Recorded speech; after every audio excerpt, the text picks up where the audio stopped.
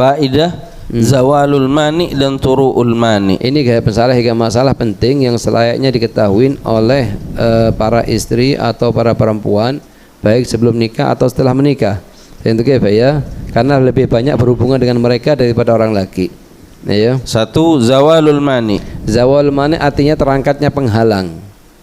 Terangkatnya penghalang. Misalnya perempuan ini dari mulai 5 hari 6 hari yang lalu dia haid. Itu datang darah haidnya dia tidak sholat kan.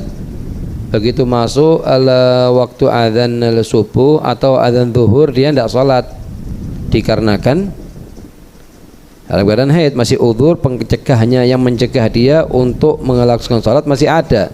Di akhir waktu asar sebelum adzan maghrib setengah jam atau 1 jam itu perempuan tersebut suci dari haid, terangkat penghalangnya dia kan sekarang. Lah hukumnya gimana? Sedangkan dia butuh mandi, butuh begini dan lain-lain, sehingga tidak mungkin kecuali dia sholat mungkin habis setelah maghrib. Ya? Zawalul mani atau terangkatnya penghalang adalah terangkatnya penghalang yang menghalangi kewajiban untuk menunaikan sholat pada akhir waktu sholat. Gimana gambarannya? Pertama misalnya perempuan yang haid jadi suci, perempuan yang nifas jadi suci, orang yang gila jadi sembuh dari gilanya, orang yang kafir masuk Islam, anak kecil yang belum balik masuk usia balik. Ini semuanya penghalang dan terangkat di waktu yang ke akhir waktu salat. Ini gambarannya. Contohnya yang pertama apa? Perempuan yang haid jadi suci, yang nifas jadi suci. Nasallallahu ya, sebelumnya tadi waktu sebelum masuk sholat dari berhari-hari berikut sebelumnya itu dia kena penyakit gila, wali'adzubillah, sembuh. Atau orang kafir yang merupakan penghalang dari keabsahan sholat masuk Islam, terangkat penghalangnya sudah. Ini semuanya namanya terangkatnya penghalang yang disebut oleh fuqaha dalam kitabnya mereka dengan bahasa zawalul mani. Ayo. Hukum dalam masalah zawalul mani adalah jika terangkat penghalang di akhir waktu sholat yang sekiranya cukup untuk mengucapkan takbiratul ihram, maka wajib baginya untuk sholat fardu yang terdapat saat terangkatnya penghalang. Jadi misalnya sekarang Hindun ini suci 10 menit sebelum adzan maghrib. Hukumnya gimana? 10 menit cukup tidak untuk mengucapkan Allahu Akbar kalau misalnya akan sholat? Cukup. Maka wajib perempuan tersebut untuk mengqadha sholat tersebut, karena memang dia pasti tidak mungkin langsung sholat, harus mandi butuh waktu. Mau tidak mau nanti sholatnya di waktu maghrib. Yang kita bahas bukan sholatnya di waktu maghrib atau di waktu asar, yang kira-kira waktunya nututin tidak untuk mengucapkan takbiratul ihram sebelum keluar waktu salat yang waktu salat yang dia ada kepada waktu salat berikutnya. Jadi gimana gambarannya? Misalnya sekarang Hindun ini sekarang di waktu asar, di akhir waktu asar dia suci. Seukuran apa? Definisinya sekarang cukup untuk mengucapkan Allahu Akbar, takbiratul ihram.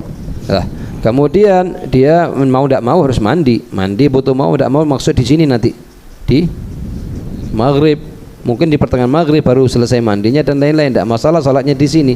Cuman ini wajib diqadha. Kenapa? Karena dia telah menututin dari waktu asar yang cukup untuk takbiratul ihram.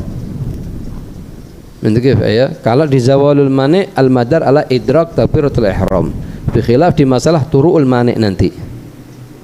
Kita punya namanya terangkatnya penghalang, kita punya namanya datangnya penghalang. Jadi penghalang yang ada di diri seseorang untuk mengerjakan sholat dibagi dua. Ada masalah namanya terangkatnya penghalang, ada masalah datangnya penghalang. Lah definisinya ini beda. Kalau terangkatnya penghalang ini yang terhitung adalah menutut atau nututin dari waktu sholat ini seukuran membaca Allahu Akbar, takbiratul ihram. Itu berapa menit gitu. Itu ya. Dan juga wajib mengqadha salat yang sebelumnya. Lah, misalnya Hindun sekarang dia suci di akhir waktu asar. 15 menit sebelum atau 5 menit sebelum waktu maghrib dia suci. Maka dia wajib mengqadha asar ini kan? Karena dia sholatnya di waktu maghrib. Kalau misalnya nututin keluar dari kamar mandi sebelum adzan maghrib, ya wajib sholat asar di waktu asar. Yang kita bahas adalah kalau misalnya terlambat dalam mandinya sehingga dia tidak sholat kecuali setelah tidak keluar di kamar mandi kecuali setelah masuk waktu maghrib. Begitu juga dia wajib mengqadha zuhur, karena zuhur mimma yujma' ma'al asri. Meskipun di waktu zuhur tadi 100% dalam keadaan haid, cuma karena zuhur mimma yujma' ma'al asr, maka wajib dia mengqadha juga zuhurnya.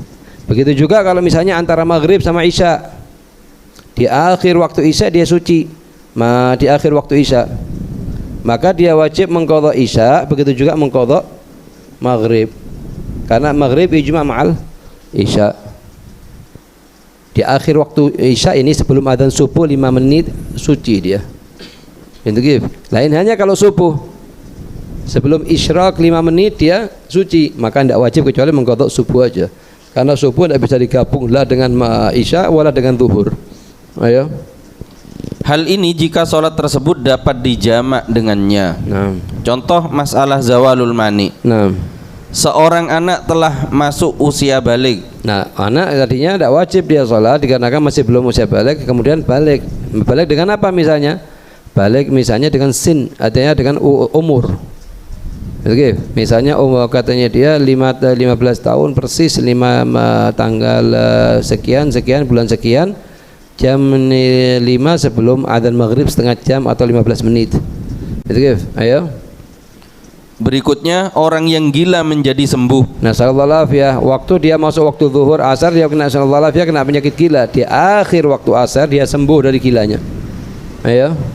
Berikutnya orang yang pingsan menjadi sadar. Oh, di sini dia pingsan di waktu asar. Sebelum adzan maghrib seukuran baca takbiratul ihram sadar dari pingsannya. Ayo. Kemudian orang kafir masuk ke agama Islam. Orang dia dari awal dari umur dia balik dia kafir, kemudian sebelum adzan maghrib 5 menit dia masuk Islam, masih butuh wudhu dan lain-lain. Adzan isya, adzan al-maghrib. Begitu ya? Yang terakhir perempuan yang haid menjadi suci. Nah, atau nifas misalnya ya. Jika waktu sholat fardu masih ada, maka wajib bagi mereka untuk menunaikan sholat tersebut jika sisa waktunya cukup untuk bersuci dan sholat. Nah, jika masih sholat misalnya apa? Misalnya perempuan suci di pertengahan waktu asar, masih cukup untuk mandi, wudhu, apa semuanya, wajib dikerjakan, tidak mungkin ditunda sampai ke adzan maghrib. Haram hukumnya ditunda. Kalau masih seandainya dia sudah suci, wajib segera mandi dan wajib segera sholat di waktunya. Jika hal tersebut dikerjakan akan cukup untuk perihal tersebut. Jadi, artinya dengan ukuran yang wajib. Sebab ada sebagian perempuan kalau masuk kamar mandi kadang tidak keluar kecuali setelah sekian puluh menit. Di sini harus diperhatikan karena inti punya kewajiban salat. Tidak boleh inti ikutin keinginan inti semuanya sehingga menunda salat dari waktunya. Nanti masuk lagi kamar mandi setelah salat mayudur. Tapi yang paling penting salatnya seukuran kewajiban yang harus dia kerjakan, mengangkat hadas akbarnya, kemudian segera wudhu, kemudian segera keluar dari kamar mandi untuk menunaikan sholat. Ya? Jika waktu sholat fardu masih ada, kewajiban berikutnya adalah wajib juga bagi mereka untuk mengqadha sholat yang sebelumnya. Sebelumnya artinya di akhir waktu asar atau di pertengahan waktu asar dia wajib juga mengqadha zuhur. Ayo. Hal ini jika sholat tersebut dapat dijamak. Iya, seperti antara zuhur sama asar mungkin, antara maghrib sama isya mungkin. Itu bisa dijamak. Lain hanya seperti antara subuh tidak bisa dijamak dengan bisa dijamak dengan isya, wala bisa dijamak dengan zuhur. Ya.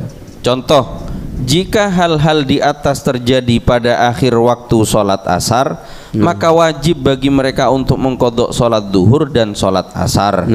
Karena sholat zuhur dapat dijamak dengan sholat asar.